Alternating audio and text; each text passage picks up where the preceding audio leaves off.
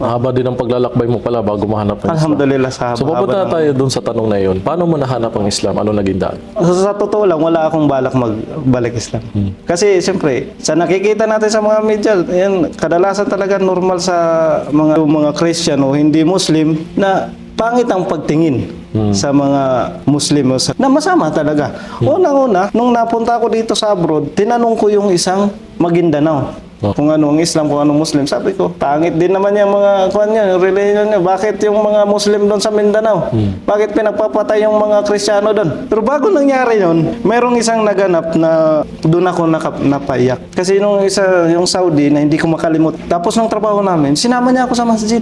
Dinala niya ako sa CR, tinuruan niya ako magwudo. Sumasabay lang sa pagsasala. Nung oras na ng sala, ng dhuhr, siyempre, parang matagal ang pagsusujud ng imam. At doon ako napaluhat, doon ako napaiyak sa unang-una na hiniling ko sa Allah. Sa Diyos, hindi naman sinabi na Jesus. Doon sa Diyos lang. Diyos lang ang sinabi ko. Wala akong binanggit na kung sabi ko, kung ito man ang tunay na relihiyon na ipakita sa akin. Patawarin ako sa aking mga kasalanan. Kasi matagal ko na talagang hinahanap ang tunay na relihiyon. Pero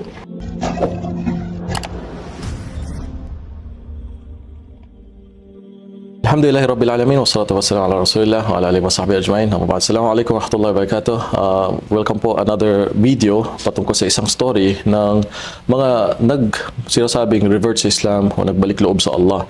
Dahil lahat naman tayo alam natin ay ipinanganak tayo na sa state of Islam. Yung nga lang dahil sa pamilya o sa magulang kaya tayo napunta sa ibang paniniwala. So ngayon kukuha tayo another story na baka mag-inspire sa iba at mamaya may mga iba sa inyo nanonood na hindi Muslim ay makarelate sa kanilang mga story na kung saan kayo dito sa kanila. So, pakinggan natin ang isang sa ating mga kapatid, inshallah. Assalamualaikum. Waalaikumsalam warahmatullahi wabarakatuh. Pakilala po kayo kung taga saan kayo sa Pilipinas at ano pong pangalan niyo? Ako nga pala si Rolando Ubihas, Christian name, at ngayon ay Abdurrahim. Ako po ay taga Tubong Samar. Kung naalala nyo yung Yolanda doon sa amin. Bisaya sa inyo? Waray yung sa amin. Waray. Waray. Okay. Pwede mo namin tanong ko, ano ba yung dati mong relihiyong pananampalataya bago ka naging Muslim? Bago ako naging Muslim, ako po ay isang Roman Catholic. Pero pinasok ko na rin ang iba't ibang relihiyon tulad ng Mormons, na pasok ko rin. Born again. Pwede mag-asawa doon ng marami sa Mormons, di ba? Yun lang ang hindi ko na... Pwede mag-asawa ng marami, kaso hindi sumisikat pa siya. Lagi ang Muslim ang pwede mag-asawa. Hindi ko na... Pero ang Mormons kahit walang bilang pwede. Kasi dati nung pumapasok ako sa mga relihiyon, yun lang sama-sama, dahil sa kainan, dahil sa may mga... Yun na nga. Go with the flow lang. Program na may libre na mga papremyo, yun lang ang hinahanap natin. Kasi hindi naman pumapatag sa ating puso yung mga relihiyon na dati. Katulad nung Katoliko ako, hindi ko naman alam kung ano ang Katoliko, ano ang Christian. Nagsisimba ako, hindi ko rin alam kung paano sumimba. Basta sabay lang sa kung ano ang ginagawa ng mga matatanda, anong ginagawa. Pag sinabi ng pari kung ano ang sinasabi, yun lang din ang sa Islam na talagang pag-aaralan. Nakailan lipat ka before sa Islam? Sa totoo lang, ito ay pang-apat na relihiyon. Kasi una, Katoliko, tapos nag-Mormons, at saka pangalawa, New Life, at saka born again, parang parehas lang din. At saka naging Mormons. Mahaba din ang paglalakbay mo pala bago mahanap ng Islam. Alhamdulillah sa haba. So papunta na tayo dun sa tanong na yun. Paano mo nahanap ang Islam? Ano naging daan? Sa totoo lang, wala akong balak magbalik Islam. Kasi siyempre, sa nakikita natin sa mga media, yan, kadalasan talaga normal sa mga Katoliko o yung mga Christian o hindi Muslim na pangit ang pagtingin sa mga Muslim o sa Islam. Pangit. Kasi hindi naman ang tinutukoy doon ang Islam, kundi ang Muslim. Yung tao. Yung tao. Laging tinutukoy nila, ito Muslim. Hindi naman sinasabi ito Islam. Hindi. Lagi Muslim ang nandun sa balita. Yun ang laging na. Kaya pumapatak sa aming mga hindi Muslim dati na masama talaga. Unang-una, nung napunta ako dito sa abroad, tinanong ko yung isang Maguindanao. Yung isang kaibigan ko. Sabi ko, kasi minsan pinapaliwanag niya rin sa akin yung kung ano ang Islam, kung ano Muslim. Sabi ko, pangit din naman yung mga religion niya. Bakit yung mga Muslim doon sa Mindanao?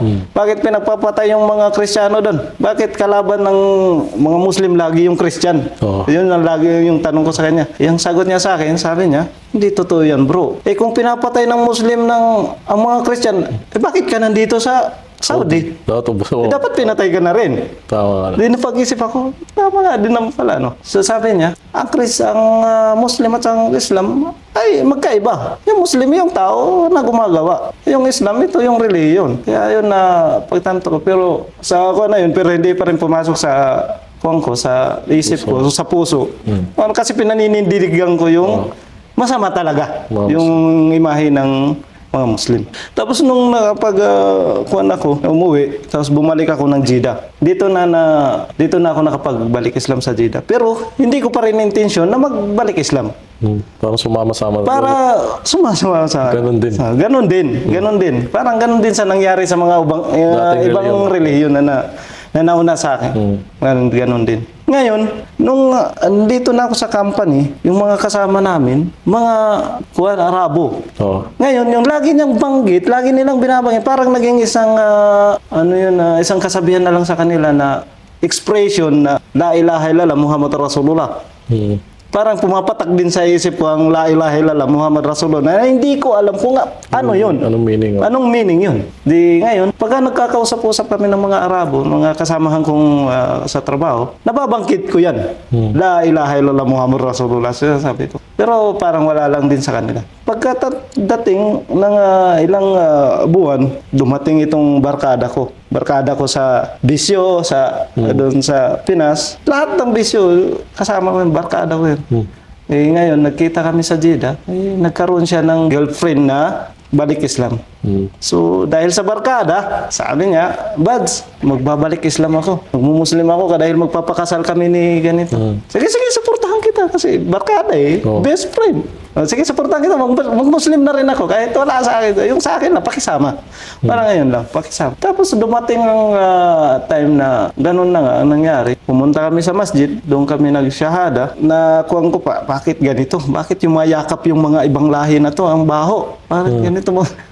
Pero hindi pumapatay, wala sa akin ng puso ng ganun na senaryo. Mayroong isang naganap na doon ako napaiyak. Kasi yung Saudi na hindi ko makalimutan ang pangalan niya, si Abdulaziz Sahrani. Taga Jeddah, kilalang pamilya. Kasama ko sa trabaho. Ng oras ng duhur, tapos ng trabaho namin, sinama niya ako sa masjid. Sabi niya, magsala tayo.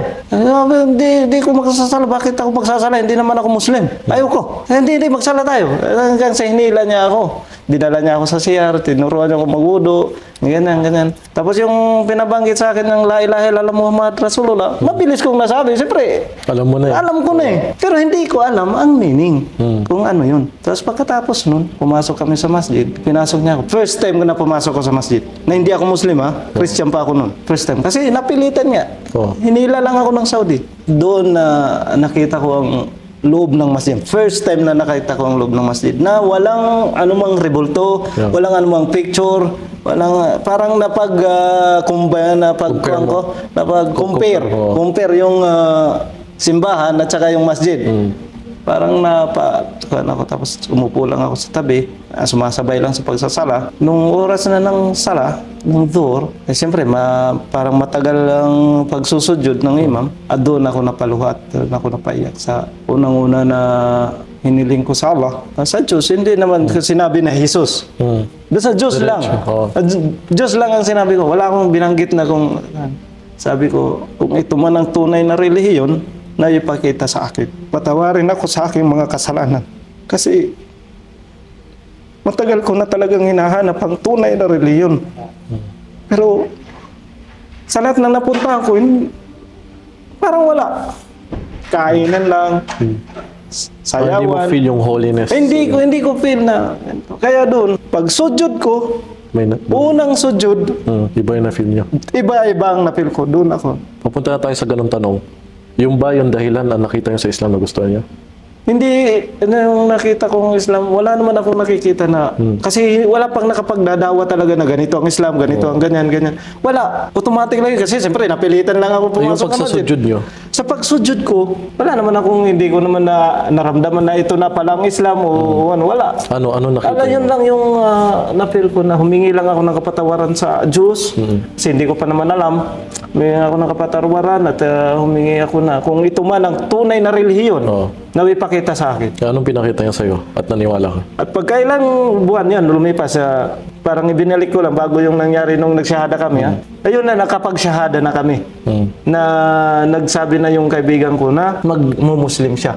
Pero hindi ko pa rin ramdam, kumbensado ako na mag-muslim. Parang wala lang. Yung nga, go with the Sa flow akin lang. lang na Pero anong pwede mo ma-share sa amin na nakita mo sa Islam na ito na nagpabukas ng isip mo na, totoo na to, andito na ako sa tama at sa totoo. pagkatapos Alin doon? pagkatapos ng kuha namin shahada, idinala kami sa Islamic Center. Doon ko na pagtanto dahil sa lahat ng katanungan ko Nasagot. nasagot. Yun. At doon na pumasok sa akin. Doon na pumasok sa akin yung So, kailangan talaga pag-aaral. Alhamdulillah. Kailangan talaga pag-aralan. Kasi papasok ka sa isang bagay na hindi mo alam, baka magsisi ka sa bandang huli. So, papunta tayo sa last na katanungan na yan. Anong ma-advise mo sa mga nanonood, lalo sa mga hindi Muslim? Ang may advice ko lang sa mga hindi pa Muslim, sa mga kapatid o kapamilya, mga kaibigan na mga Christian, hanapin natin ang katotohanan. Hanapin natin. Kasi kung hindi natin nahanapin ang katotohanan, mananatili tayo sa kamangmangan. Kasi dito sa mundo, ang buhay napakadali. Ilang taon lang tayo namamalagi dito sa mundo, hindi natin alam, bukas, makalawa, o mamaya, wala na tayo sa mundo. Dahil sa sinabi ng Allah sa banal na Quran, kullu nafsin dha'iqatul maut. Lahat ng tayo ay mamamatay. Ngayon, ang katanungan, pag namatay tayo, saan ba tayo papunta? Kaya wag natin tikapin ang ating buhay dito sa mundo. Minsan isipin din natin na may kabilang buhay. Maraming mga nagsisisi na mga namatay na hindi naman lang sila nakagawa ng kabutihan dito sa mundo. Subhanallah. Lagi kong dalangin na naway gabayan ng aking pamilya, yung mga magulang, kapatid, mga pinsan, mga kaibigan, lahat ng mga hindi pa Muslim. Amen. Naway may natutunan kayo sa video na ito at kung may mga katanungan pa kayo kadagdagan katanungan, pwede kayong mag-comment o mag-PM sa amin or kung gusto nyo maging Muslim, ano yung WhatsApp ko. At inshallah, maraming salamat sa inyong pagbabahagi ng inyong kwento. Naway may natutunan kayong aral doon. Pakishare ito para sa mga kakilala nyo din na may mga kaibigan kayong ganun sa story niya na go with the flow. Share nyo sa lahat ng taong go with the flow lang na kilala nyo na baka pag-isip-isipan nila yung story niya at related kayo. Maraming salamat. Ingat po kayo sa next video ulit next time sa mga bagong story ng bagong Muslim na ma-inspire kayo inshallah. Ingat po. Jazakallah khair.